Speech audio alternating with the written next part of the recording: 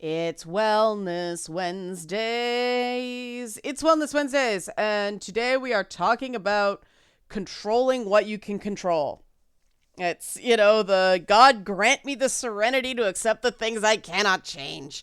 And people, that's a very well known prayer. But people often don't really think about what that means. And to me, a great part, a big part of happiness and emotional equilibrium is not trying to control the things you can't control and focusing on controlling the things you can control. That's not a redundancy. Let me repeat it again. Don't try to control the things you can't control. Work on controlling the things you can control. They're not the same thing, right? Because you can, I can't control anything. Not going to make you very happy. I have to control everything. Not going to make you very happy. It's the balance. And it's more art than science figuring out what's what sometimes. But still, it's a worthwhile pursuit. If you like Wellness Wednesdays, help support this channel. Become a monthly patron. Patreon.com/Leanna K. Or buy a one-time Leanna Care session for someone who can use it but can't afford it. Coffee.com/Leanna K.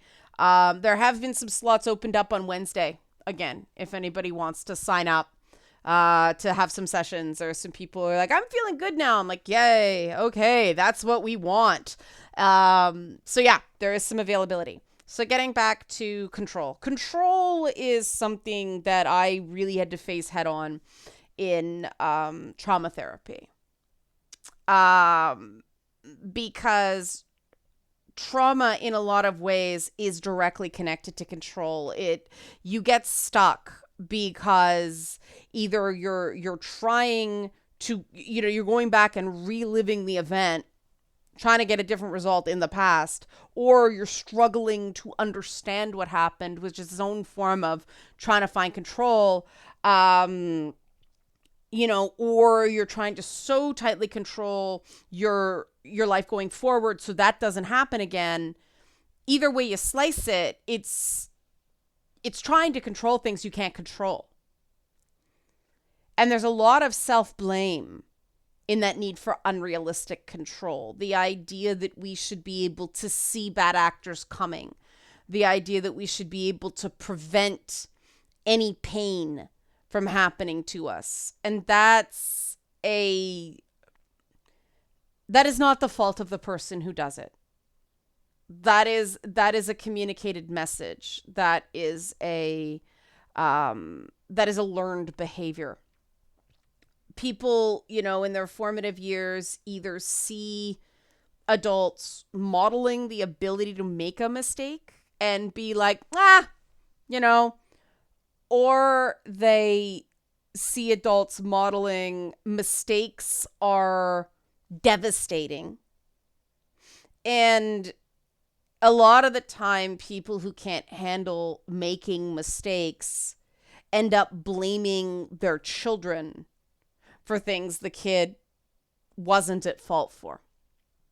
And you spend your entire life unlearning that. I know I had to do a lot of work in that regard, and I had to sort of deduce or sort of induce the reasoning behind the behavior of those adults who, when I think about it in retrospect, some of the things that I got blamed for under the age of 12 were not things that a child should have been blamed for. That was an adult trying to offload their unbearable sense of guilt and shame onto a child under 12. That's fucked up objectively, right? But it is amazing how many people I've encountered through Leanna Care sessions who are incredibly smart, accomplished people, but they had near fucking identical childhood experiences. So this stuff is epidemic. And a big thing that happens is adults screw up regarding their kids and they don't apologize to their kids. And to me, the mark of a good parent, the mark of a good caregiver is the ability to say to somebody, I I didn't handle that well. I'm sorry. And a lot of people avoid doing that because I think it's a sign of weakness. It's the exact opposite. It's a sign of real strength because that's a recognition no one is perfect. No one. Perfect people aren't, they don't exist, for one. But also, nobody wants to be around somebody perfect. You're never going to measure up, right? It's never going to be enough. You're never going to feel like an equal to a perfect person. No one wants to be around a perfect person. Stop trying to be perfect. But some people come up in invalidating environments where the person who admits the mistake gets piled on and just gets blamed for everything. And that's people, deflecting their own insecurities and their own lack of self-compassion and their own inner critic on other people as well. And, I personal and work environments, I came out of that too. And it was actually through multiple cancellations that by the fourth one, I was like, yeah, there you go again. I'm freaking evil. You know what? This has happened 4 damn times now. This is out of my control. The first few times it was like, oh, I should have said this differently. I should have done this differently. By the third or fourth time, I was like, no, you know what? No speech is 100% precise. Not on YouTube, not on Twitter. Hindsight is 2020. If somebody's going to twist my words, it is amazing how effectively people can frame something on YouTube that somebody can watch a clip and something's right there and they will be convinced that the patently obvious is not, because of the way they were emotionally framed. Some people are so interested in fitting in, being part of the crowd, being part of the cool crowd, that they'll say blue is red, up is down, black is white, right? We've all seen it. And it all feels incredibly unfair until you take the fairness paradigm out of it. Because there is subjectivity. And yeah, that isn't fair. I've seen a lot of things that have happened to people. I think the reason the whole, Johnny Depp Amber Heard trial has so gripped people is just the sheer magnitude of the perceived unfairness to the average person. And I see perceived unfairness because you have to be very careful when there's publicists and high-priced lawyers and everything like that. Nobody really knows what happened, and I say that as somebody who had to sit there and shut my mouth for 10 years regarding Joss Whedon because it wasn't out yet. And people went on about how brilliant he was and all that stuff. And he was such a great feminist. And I had to just focus on what was publicly available. And it was hard and it didn't feel fair. But eventually the truth came out. Now, the psychological damage he did to probably hundreds of people, male and female alike, is not fair. But it is what happens. And so, that experience and a few others, made me very much, we never know from media reports what's really going on with people, but just what's come out, I think a lot of people are going, okay, he's a flawed person, but this whole thing was not as advertised. And people are rallying against the perceived injustice. And so what do parts of the media do? Oh, it's bots. Oh, they just can't admit, that he's flawed, that he did a bad thing, instead of actually asking some of these people, why are you standing for him so hard? Why are you supporting him so hard, and actually listening to their answers? And so it compounds the sense of unfairness, and it just ratchet up and ratchet up and ratchet up. It's a feedback loop. And now, I haven't been on Twitter in a few days, as of recording this, but the social media phenomenon is just fascinating. behind that. But people are really, I think, rooting for him because they just want to feel like somebody has the ability to make the unfairness stop. And that is really, really understandable, especially in a world where multiple generations of people were never guided to form healthy personal boundaries, and in some cases actually had them actively torn down. And they weren't given the tools to regain a sense of control over their situation. It's hard when you've been kicked by life to regain that sense of control, to regain the sense that anything is fair, because you've been given evidence that sometimes things aren't fair. So how do you ever know if something is going to be fair going in so you can properly protect yourself, right? That's how people get stuck. And you're not going to like the answer right off the bat, but hear me out. You can't. You can't guarantee fairness because fairness isn't up to you. The only fairness you can control is the fairness in your own mind. And that's one of the things I did to regain a sense of control. I was going to be as fair and objective as I possibly could be to other people. I was not going to let other people's behavior dictate my behavior. Because if I succumb to the unfairness paradigm, just beat them before they beat you, well, who am I to complain? I'm adding to it. That's what I can control. I can't control the actions of other people. And I did find that knowing that I felt that I was fair in a given situation, even when the other person wasn't being. And fair doesn't mean nice. Fair does not mean nice. You can be very, very tough on someone and still fair, right? Because sometimes people deserve toughness. Now, there's a difference between toughness and cruelty. That's where the fairness comes in. And that's where you are in control of your own behavior. You're the hero of your own story, not anybody else's. You control your narrative. Not anybody else's. That's all you can control. And you can control that. You can control that when you start saying, oh, well, I had to lash out. I had to make a preemptive strike.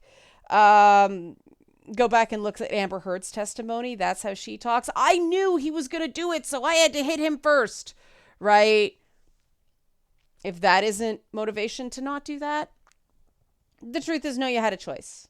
And we all do that. We all have a weak moment and take the shot because we're afraid of giving the other people an opening to do it first. But we have to be accountable for that. We have to be able to go, yep, could have handled that better. Why? Because we can control that. And the next time, because you acknowledge that and accept it, you're less likely to do it again. Because you remember you weren't real pleased with yourself the last time. And that's what we talk about when we talk about personal accountability. Now, that level of accountability can't exist without self-compassion, without learning how to make a mistake and going, you know what? What I did wasn't okay, but it's okay I made a mistake. Because if you are in control of yourself, if you are, assuming control, you know that you didn't, or you know that you did, do something that was mean-spirited. Everybody does some stuff that's mean-spirited sometimes. But it's really important to try to lessen that. Because again, how can you complain about the unfairness of the world if you're adding to it? And when you make excuses, oh, but, no, You decided to write that mean tweet. You decided to write that nasty Facebook message. You decided to do the dunk. You decided to send the bad take email. You chose that. Nobody held any weapon to your head and said, you must write shitty take, delete your account. You joined a pile-on. You did. Own it. Because which is it? Are you going to complain about how unfair or scary the world is? Or are you going to contribute to how unfair and scary the world is? Because you can't have it both ways and be an accountable person. Here's the motivation though, right? Believe it or not, when you maintain not perfect, but decent internal consistency that way. You know, it's the kind of the foundation of the golden rule. People say, do unto others as you would have do unto you. It's more, it actually isn't that. The original version in the Talmud is, what is hateful unto you, do not do unto your neighbor. It's slightly different. It's not treat others the way you'd like to be treated. It's actually, if something really hurts you, don't do it to other people. It's more accurate. Because everybody wants different things actively, right? When we talk about love languages and communication styles and ways of working and all that stuff, we know it takes all kinds to make a world. But if you really can't stand something, if you really just, something really hurts you or makes you really angry or something like that, you confuse the shit out of other people if you do the thing you can't stand to other people. One, you confuse people. They don't know how to treat you because most people mirror behavior. If they see somebody doing something, they think, oh, well, they think it's fine. So they won't mind if I do it to them. That's not a safe assumption a lot of the time, especially on social media. But that's one. But also, you really lose your right to complain from a place of consistency. Never mind moral high ground. Consistency. Every time you do that, you relinquish the control your brain is craving. Every time you give into that, well, I had to, you are adding to your own misery. And then somebody say, well, sometimes it's not a choice. Well, sometimes the other choices are stupid, right? And this is where you get into the philosophy thing and the insensitivity of telling someone, well, you made a choice when all the other choices were like objectively worse. You know, the compassionate response, the wise response is, I completely understand why you did what you did. That, you know, most people in that situation would have done the same thing. And this is where we get into the philosophy of altruism and what it actually is. And, you know, rational self-interest versus straight up, like, just crazy pants. Oh, if you get any good feelings from an act, then it is not moral because it's not truly altruistic. Like, we don't care about that. On Wellness Wednesday, we use happiness as a good thing. Happiness is an indication you're doing something right. And happiness and purpose are intertwined. Purpose cannot replace happiness. Because if purpose replaced happiness, what's the purpose of purpose? Why are we ignoring our feedback? Why are we ignoring our user interface? Why can't we have a superior user experience to meme? That's what happiness is. All that delayed gratification, all that self-control, all that acts of service, all that.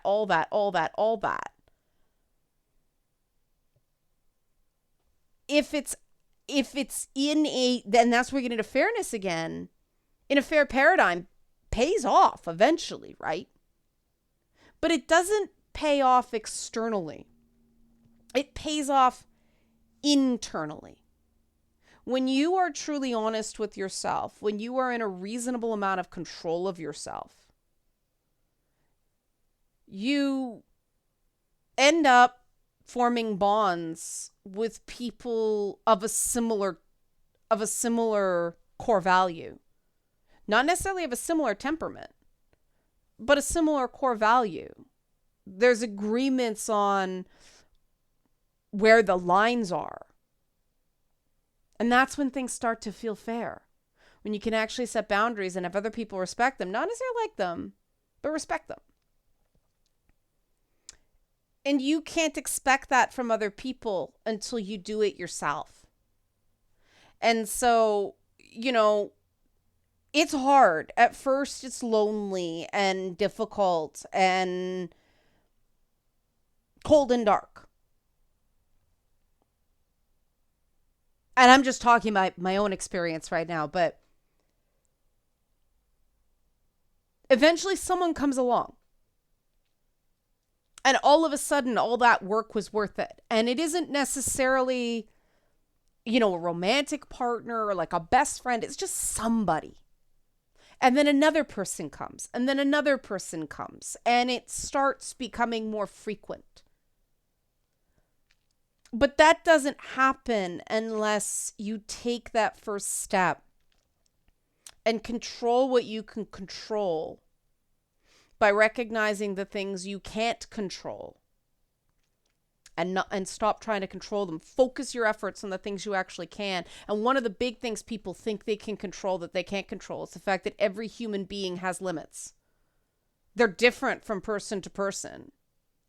But everybody has to, at some point, sleep, eat food, get shelter, get rest.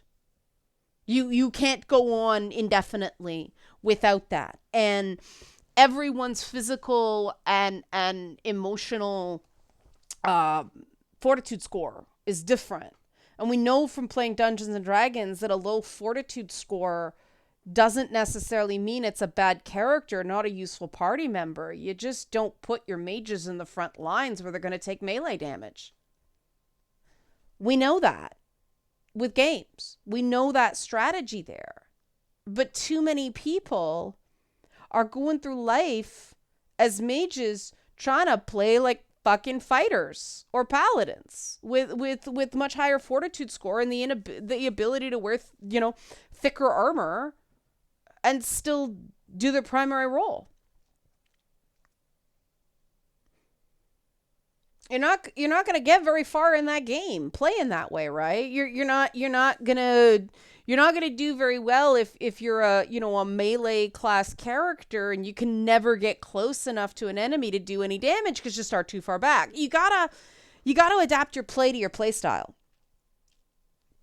And we know this in games. Well, unless you're one of those people who want, it's accessible because it's easy and make the game do my play style instead of learn how to play the damn game. Maybe there's a metaphor in that. That's how this whole week ties together. But that thing of, well, this is a game called Thief. I'm going to run out and not be sneaky at all. Like, a Bard's Tale. What is this singing shit? I'm not, you know what I mean?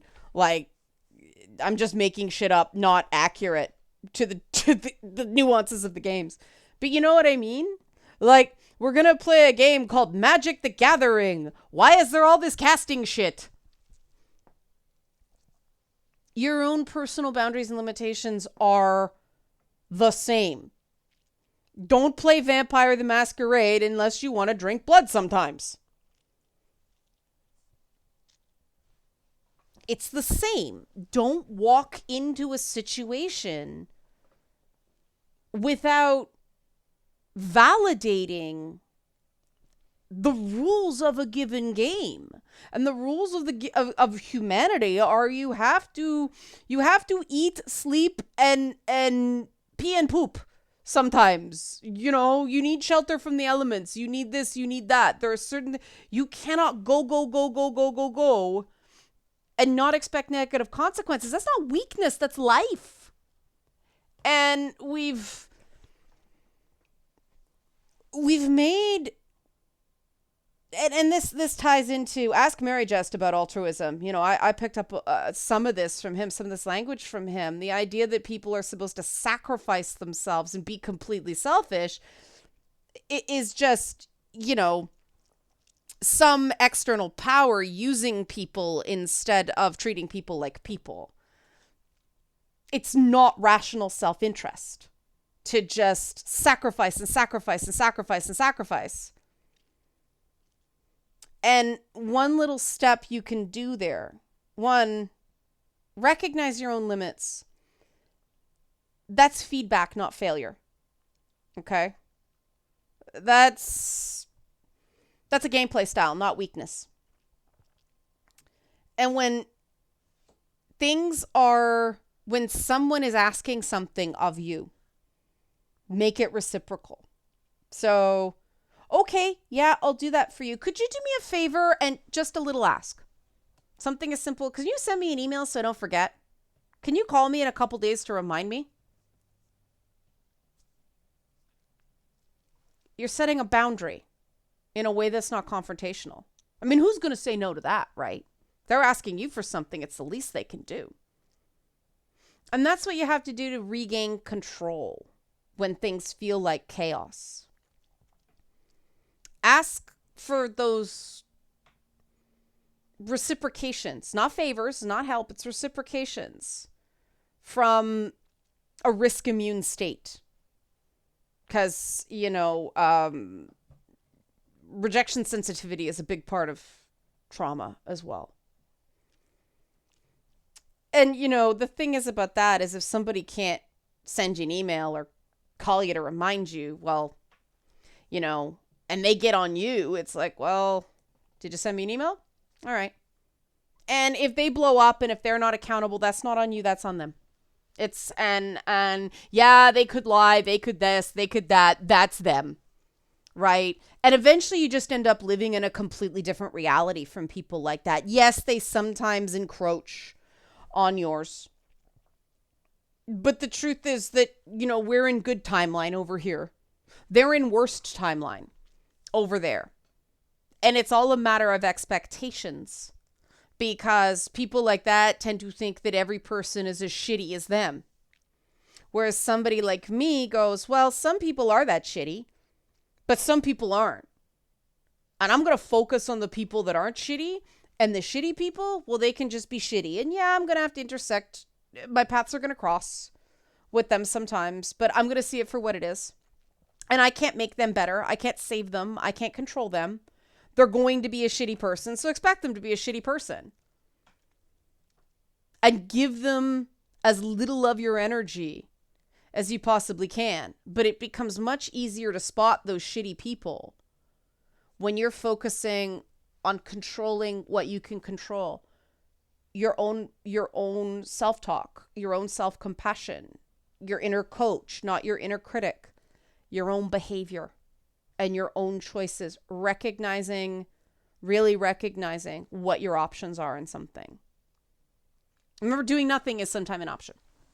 So there you go. Controlling what you can control. You know what's coming now. Help support this channel. Become a monthly patron. Patreon.com/LeannaK, or buy a one-time Leanna Care session for someone who can use it, who can't afford it. Coffee.com/LeannaK. Leanna Care's bookings tend to peak after Wellness Wednesday. So now's a good time to support. Thanks for watching and be well.